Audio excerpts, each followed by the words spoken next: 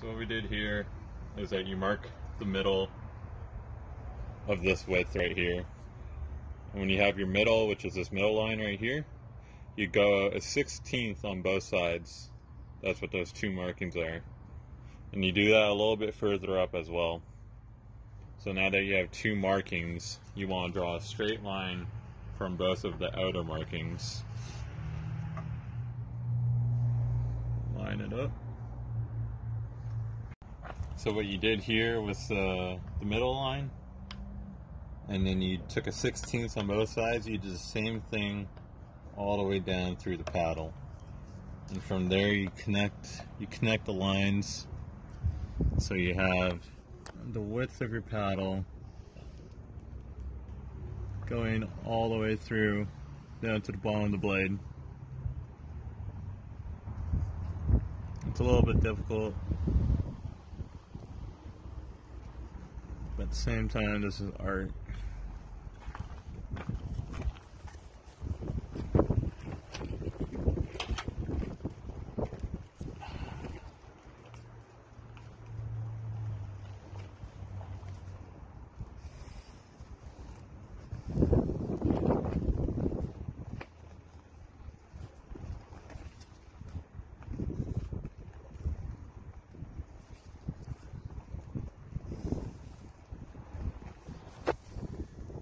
You got your lines going down all the way through your blade. What Senior has done here, he has marked the start of the blade and the end of the shaft, also known as the handle, and he has marked the thick point of the blade, where you can see there's a bump here and here. He marks it right here, and you go from the edge of the handle to the same side line of where he marked the thickness of the blade. So you have a ramp like shape.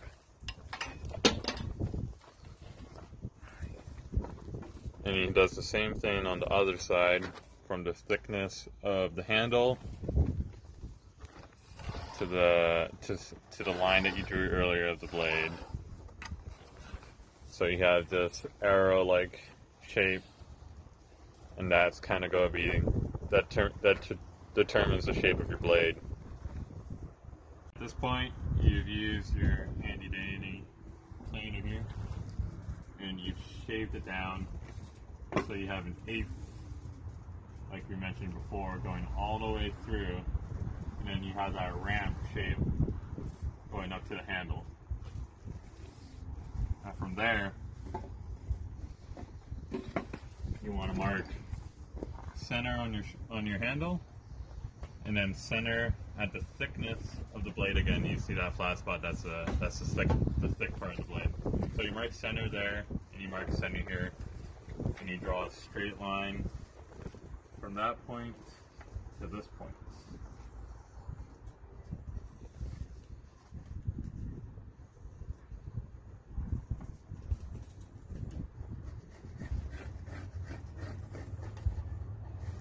Now this line is very important because it's the spine of the blade. And the spine of the blade is kind of what you kind of want it to keep thick, so it has some base to it, so that it stays structural. And from there, you want to shave down on both sides of the line, but you try to not touch this line as much as possible, like ever. And so if you were to look at it from your point of view, you would have a rooftop shape. So you have the top of the roof right here, which is your center line, and it should ramp down when you use your planer to shave it down. So what you do here at this point, when you're starting to shape out the shaft, you cut this shaft into a quarter. So a quarter here.